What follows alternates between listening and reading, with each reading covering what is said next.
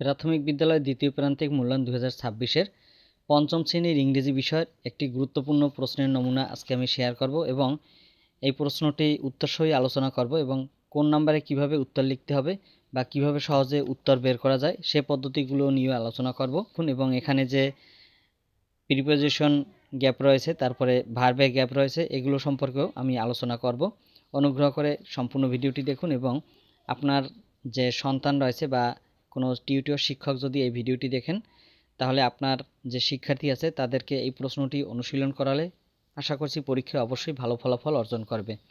এখানে আমি যে প্যাসেজটি দিয়েছি, মূলত কোনো প্যাসেজ থেকে যে প্রশ্নগুলো করা হয়, এখানে নাম্বার 1, 2 এবং 3 নাম্বারের উত্তরগুলো করতে হবে এই প্যাসেজ থেকে। এবং প্যাসেজের অর্থ যদি সে ভালোভাবে করে, তাহলে এখানে যে প্রশ্নগুলো রয়েছে সেগুলো সে খুব ভালোভাবে উত্তর করতে পারবে। এখানে আছে নাম্বার 1, তো এখানে অ্যান্সার হবে লিবারেশন ওয়ার মিউজিয়াম এবং এটি উত্তর লেখার জন্য প্রথমেই লিখতে হবে answer to the question number 1, তারপরে এ নাম্বার লিখতে হবে। লেখার পরে যেহেতু এখানে রোমান সংখ্যায় 3, এটি হচ্ছে উত্তর, তাই 3 লেখার পরে ফুল স্টপ দিয়ে লিবারেশন ওয়ার মিউজিয়াম এভাবে লিখে দিতে হবে। তারপরে বি নাম্বারে হু প্ল্যানেড দ্য ট্রিপ, এর অ্যান্সার হচ্ছে স্কুল। তারপরে সি নাম্বারে what time did they start, 9 AM। তো এখানে আমরা প্যাসেজে দেখতে পাচ্ছি, দেখুন আমি একটু প্যাসেজ থেকেও দেখিয়ে দিচ্ছি। এখানে দেখুন they started from their school by bus at 9 AM। অর্থাৎ প্যাসেজ যদি ভালোভাবে অনুশীলন করা হয় তাহলে এখানে প্রশ্ন যেভাবেই আসুক সে অবশ্যই ভালোভাবে উত্তর দিতে পারবে। Number D, who went with them, mister Khan. E নাম্বারে what did the students was first in the museum, a short documentary. এরপরে আসি number 2, fill in the blanks. এখানে যে ওয়ার্ডগুলো রয়েছে এই ওয়ার্ডগুলোর অর্থ মূলত আগে ভালোভাবে জানতে হবে। এ নাম্বারে আছে they started from their dash at AM, এখানে অ্যান্সার হচ্ছে স্কুল। এবং এগুলো উত্তর লেখার জন্য এখানে যে ড্যাশগুলো আছে সেগুলো অবশ্যই উঠাতে হবে। Number B, they went to the dash by bus, এখানে উত্তর হচ্ছে মিউজিয়াম। সি নাম্বারে the dash mister Khan greeted them, এখানে অ্যান্সার হচ্ছে গাইড। ডি নাম্বারে their class dash mister Khan went with them, D নাম্বারে উত্তর হচ্ছে teacher. E number, it was a memorable dash for them, memorable trip. তারপরে আছে কোশ্চেন নাম্বার 3, নাম্বারে where did Farhana and her classmates go for the field trip, এর উত্তর এভাবে লিখতে হবে ফারহানা অ্যান্ড হার ক্লাসমেটস, এখানে যেহেতু ডিড আছে তাই এখানে গো এর পাস্ট ফর্ম দিতে হবে went. Farhana and her classmates went to the liberation war, এখান থেকে দিতে হবে to the liberation war museum at Agargaon, Dhaka. তারপরে এখানে বাকি অংশ দিতে হবে ফর দ্য ফিল্ড ট্রিপ।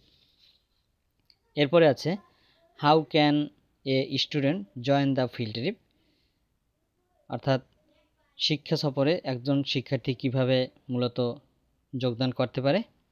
এর অ্যান্সার হচ্ছে a student can join the field trip to fill a registration form, এটি লিখতে হবে।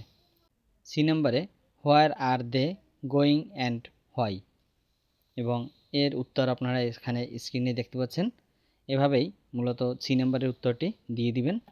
পরবর্তীতে আরেকটি এখানে প্যাসেজ থাকবে, এটি হচ্ছে আনসিন প্যাসেজ এবং এই প্যাসেজ থেকে উত্তর দিতে হবে question number 4 and 5।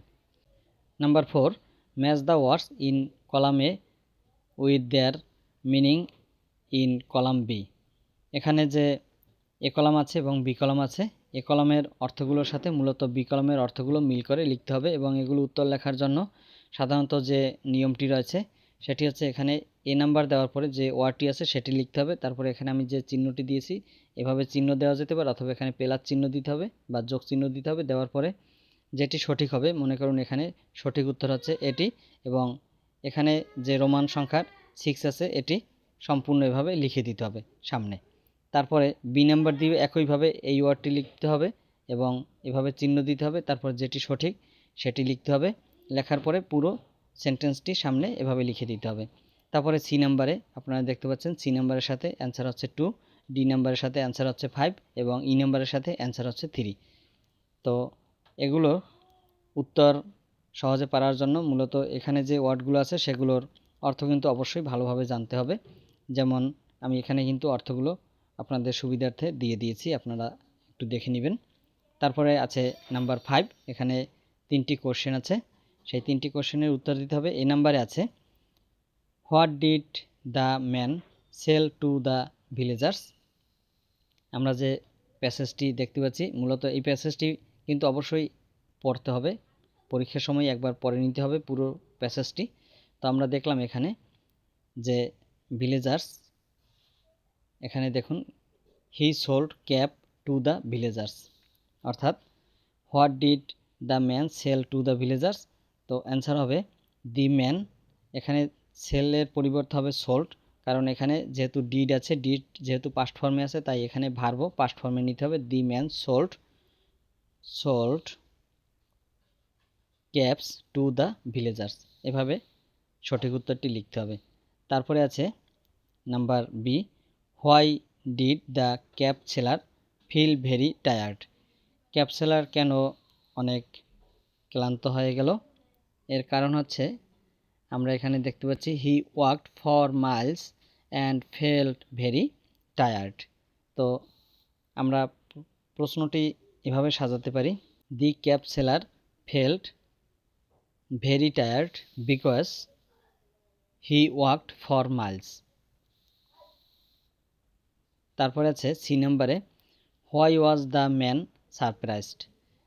The man was surprised because, এখানে দেখুন হি ওয়াজ সারপ্রাইজড এটি আছে, তার মানে তার আগের সেন্টেন্সটি দেখতে হবে যে কেন সে সারপ্রাইজড হয়েছে। বিকজের পরে লিখতে হবে he found that there was no cap in the basket. এভাবে এই প্রশ্নগুলোর ভালোভাবে অনুশীলন করাতে হবে। তারপরে আছে number 6, rearrange the given words in the correct order to make meaningful sentence. এখানে যে ওয়ার্ডগুলো রয়েছে এগুলো এলোমেলো দেওয়া আছে, এগুলো সাজিয়ে অর্থপূর্ণ সেন্টেন্স তৈরি করতে হবে। যেমন সেন্টেন্সের শুরুতে মূলত সাবজেক্ট নিতে হবে, এখানে সাবজেক্ট উই নিতে হবে, উইয়ের পরে নিতে হবে ভার্ব, ভার্ব আছে এখানে এনজয়, উই এনজয়, তারপরে আছে দ্য স্পোর্টস ডে। তারপরে এখানে দেখতে পাচ্ছি পরের সেন্টেন্সে, এখানে আমরা দেখলাম সেন্টেন্সের শেষে একটি প্রশ্নবোধক চিহ্ন আছে, অর্থাৎ এই সেন্টেন্সটি প্রশ্ন আকারে সাজাতে হবে। তাই শুরুতেই এখানে আমরা হ্যাভ নিব, হ্যাভ, তারপরে নিতে হবে subject have you ever visited a forest. তারপরে সি নাম্বারে আছে এখানে সাবজেক্ট হবে ইটস, তারপরে a quarter to 10। Number D, the guide mister Kamal greeted them. Number E, এখানে today is the annual sports day. তারপরে আছে number 7, fill in the blanks with appropriate preposition from the box. শুরুতেই আছে A নাম্বারে the Sundarbans is a large forest, এখানে হবে of mangrove trees. কারণ এখানে অফ ব্যবহার করার কারণ হচ্ছে অফের অর্থ হচ্ছে মূলত এর, যেহেতু আমরা যদি এটি অর্থ করি যে ম্যানগ্রোভ ট্রিজ বা ম্যানগ্রোভ গাছের, এই যে রয়ের বললাম, এই যে রয়ের জন্যই মূলত এখানে অফ বসানো হয়েছে। ম্যানগ্রোভ গাছের সবচেয়ে বড় বন হচ্ছে মূলত সুন্দরবন, তাই এখানে অফ বসেছে। ম্যানগ্রোভ গাছের রয়ের জন্য কিন্তু এখানে অফ বসানো হয়েছে। তারপরে B, it is located in Khulna. আমরা জানি বড় স্থান বা জেলার নামের পূর্বে ইন বসে, তাই এখানে ইন বসেছে। খুলনা একটি জেলা, তাই তার পূর্বে ইন বসেছে। তারপরে আছে C, the roots keep our land safe dash coastal erosion. এখানে আমরা জানি সেফ ফ্রম মানে রক্ষা করা, তাই সেভের পরে ফরম বসবে, সেভ ফরম। ডি নাম্বারে it was declared a world heritage site by the UNESCO. কোনো কিছুর দ্বারা বা কারো দ্বারা যদি কিছু করা হয় সেক্ষেত্রে বাই বসে, যেহেতু একটি ওয়ার্ল্ড হেরিটেজ সাইট হিসেবে এই ইউনেস্কো সুন্দরবনকে ঘোষণা করেছিল, তাই এখানে বাই বসবে। কারণ ওয়ার্ল্ড হেরিটেজ সাইট হিসেবে কে ঘোষণা করেছে? The UNESCO. এই জন্য দ্য ইউনেস্কোর পূর্বে বাই বসবে। ইট প্রোটেক্ট আওয়ার কান্ট্রি, আমাদের দেশকে এটি রক্ষা করে নানা উপায়ে, অর্থাৎ মেনি ওয়ে মানে নানা উপায়ে। তো ইন ওয়ে এর অর্থ হচ্ছে উপায়ে, তাই ওয়ের পূর্বে ইন বসবে। এরপরে আসি number 8, complete the following sentence using correct form of verb. এখানে শুরুতেই আমরা দেখতে পাচ্ছি ড্যাশ আছে, এবং আমরা জানি সেন্টেন্সের শুরুতেই যদি ড্যাশ থাকে এবং সেটি যদি ভার্বের ওয়ার্ড বসে, তো ভার্বের ওয়ার্ডটিকে জিরান্ট করতে হয়, অর্থাৎ এটি সাবজেক্ট হিসেবে কাজ করবে। সাবজেক্ট হিসেবে কাজ করলে এর সাথে আইএনজি যুক্ত করতে হয়, অর্থাৎ এটি নাউন হিসেবে কাজ করবে। Number B, I could dash you. আমরা জানি can, could, may, might, shall, should, will, would যে মডাল অক্সিলারি ভার্বগুলো রয়েছে, তারপরে ভার্বের প্রেজেন্ট ফর্ম বসে। এখানে হেল্প যে ওয়ার্ডটি রয়েছে সেটি প্রেজেন্ট ফর্মে আছে, তাই এখানে এর কোনো পরিবর্তন হবে না, হেল্প ওয়ার্ডটি এখানে বসবে, অর্থাৎ এখানে হেল্প হবে। সি নাম্বারে হোয়াইল, এরপরে আছে dash in the field he saw a dog.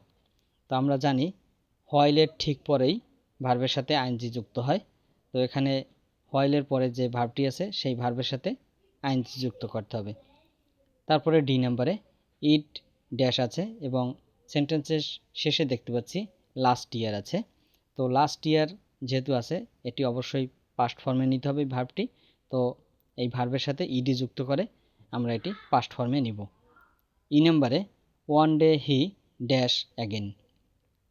এখানে ওয়ান ডে যে ওয়ার্ডটি আছে অর্থাৎ একদিন বোঝাতে এটি অতীতের ঘটনাও হতে পারে, আবার সামনের কোনো ঘটনাও হতে পারে, অর্থাৎ ভবিষ্যতের কোনো ঘটনা হতে পারে। তবে এখানে যে সেন্টেন্সটি রয়েছে সেটি অনুযায়ী ভবিষ্যতের সেন্টেন্সটি নেওয়াই যুক্তিযুক্ত, কারণ one day he will return again, একদিন সে ফিরে আসবে।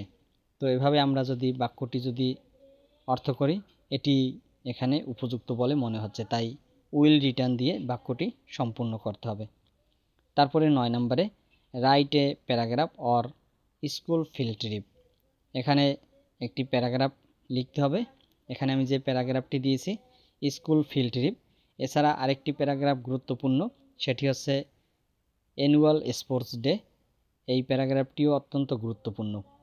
তারপরে 10 নম্বরে এখানে একটি লেটার লিখতে আসবে।